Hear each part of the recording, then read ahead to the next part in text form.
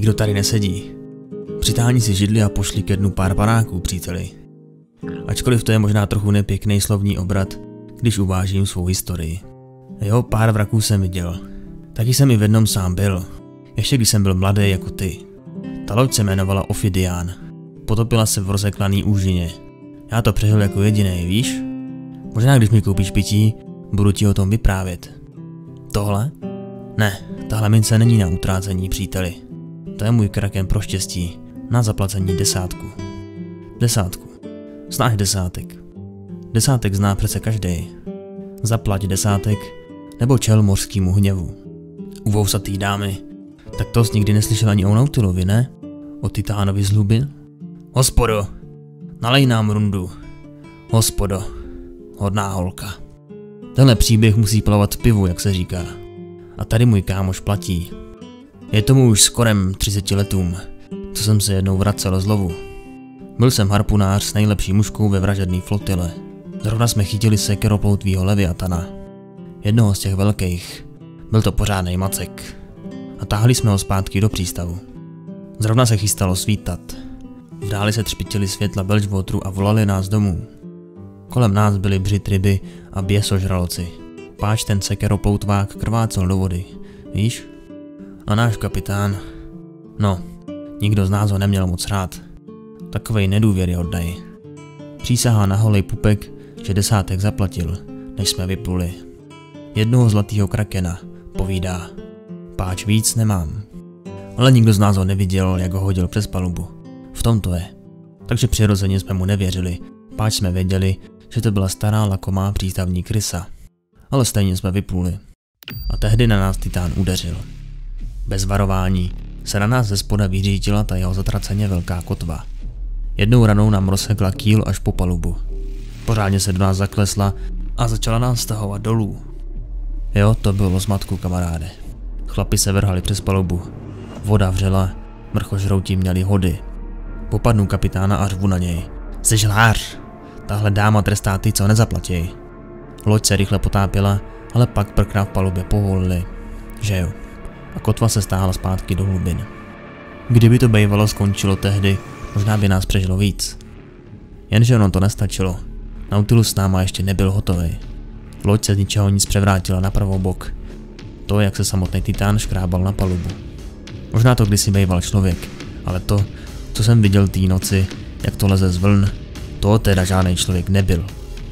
Držím našeho kapitána pod krkem. Za tohle můžeš ty. Řvu a škrtím toho parchanta, až mu lezou oči z důlků. Vidí, že si pro nás Nautilus jde. Tak kapitána ostrčím stranou po té rozbité palubě a ta věc ho chytila jednou rukou. No věř tomu. Bylo to tak velký, že se mu to prsty ročista sevřelo kolem jeho hrudi. A to ten kapitán nebyl žádný drobeček. Tady máš ten 10, křičím a skáču přes palubu. Nevím, jak dlouho jsem byl ve vodě. Musela to být jen chvilinka, ale přišlo mi to jako věčnost. Ale mořský mrchožrouti mě nedostali.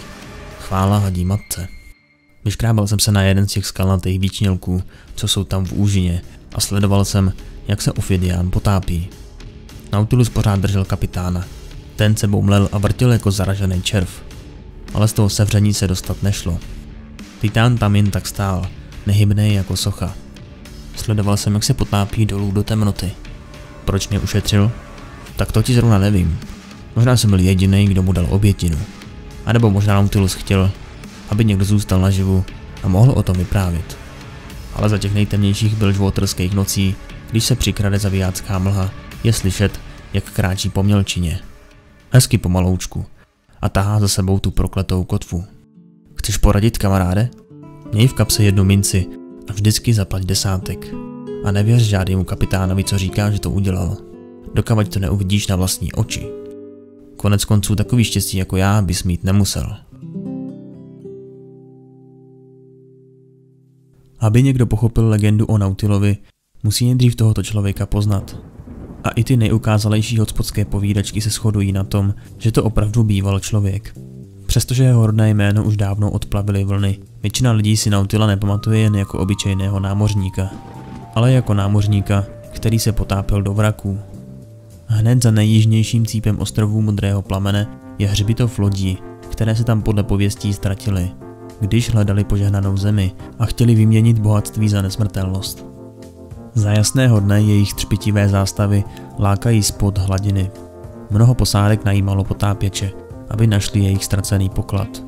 A nikdo z nich se nevyrovnal schopnostem té rychle se potápějící hoře pevných svalů, jakou byl Nautilus.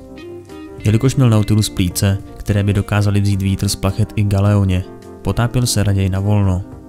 Vždycky posádce zpátky vytáhl spoustu zlaťáků či klenotů, ale sám žádnou zvláštní mzdu nepožadoval. Vždy jen žádal, aby kapitán při vyplutí hodil jednu minci přes palubu, aby uctil a uklidnil rozsáhlý oceán. Byla to bez pochyby námořní pověra, ale leckterá mořebojná posádka tuto obětinu odevzdala, aby si zajistila šťastný návrat. Po letech se snadno přístupný poklad stenčil a úlovků začalo být čím dál méně. Až jednoho dne Nautilova posádka zjistila, že jejich loď a pracovní povolení někdo odkoupil. Toho rána, kdy na palubu přišel nový kapitán, byl úsvit šarlatový. Pocházel z jakéhosi cizího přístavu a přivezl si sebou obří oblek z mědi a železa. Zaměřil se na Nautila. Samozřejmě, že si velení koupil právě kvůli němu. Bylo jasné, že kapitán byl posedlý jedním konkrétním mrakem. Tím, který byl zahalen temnotou i za jasného dne. Potápějící zbroj dokázala ustát tlak mořského dna mnohem déle než člověk, což bylo dost dlouho na to, aby bylo možné vylovit, co se v tom neobvyklém šeru skrývalo. Posádka se dohodla, že pracovat je lepší než hladovět, a Nautilus se ocitl zanýtovaný do obleku, pod jeho štíhou dřevěná palouba skřípala. V hrdle cítil paniku, když si uvědomil, že nemají na zaplacení desátku. Cizí kapitán se smál, zatímco Nautila spouštěli do vody. Ujišťoval posádku, že ať už vousatá dáma chránila cokoliv, všichni díky tomu zbohatnou tak, jak se jim o tom ani nesnilo. A že až se Nautilus vrátí na hladinu, odevzdají tu svou hloupou obětinu. Jak se Nautilus potápěl, světlo nad ním sláblo a vše utichlo. Jediný zvuk, který slyšel, byla ozvěna jeho vlastního dechu v železném obleku. Pak se po něm z hlubin něco natáhlo. Stahovalo ho to dolů a Nautilus poprvé cítil, jak se mu kolem srdce svírá tekutý strach. Jeho kapitán nehledal poklad, ale nějakou spící, zlověstnou sílu. Nautilus se chytil kotevního řetězu, své poslední spojky se světem nad hladinou, a vytahoval se nahoru, i když ta věc pod ním ho chtěla stáhnout dolů. Ale ta tíha byla příliš. Zrovna když se jeho obří kovové prsty chystaly prorazit hladinu, řetěz praskl. Nautilus v obleku vykřikl, ale nikdo ho neslyšel. Propadal se zpět do inkoustového víru a zoufale svíral potápějící se kotvu. Celého jej obklopily jakési temné šlahouny a jen bezmocně sledoval, jak jeho loď mizí. Pak všechno zčernalo. Když se Nautilus opět probudil na mořském dně, cítil, že je jiný. Temnota už mu nemohla ublížit.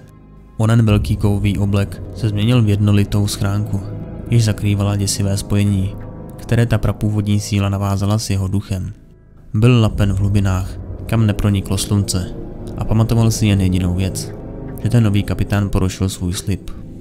Nautilus tehdy a tam přísahal, že mořský desátek budou platit všichni. On na to dohlédne. Tato myšlenka ho hnala kupředu, zatímco kráčel směrem k břehu.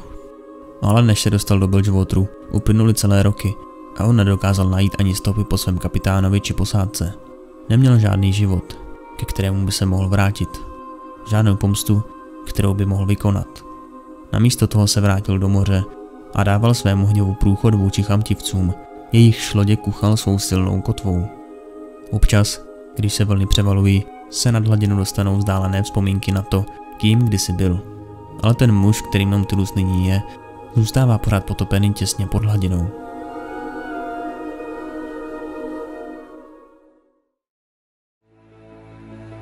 Děkujeme všem Patreonům za vaši podporu.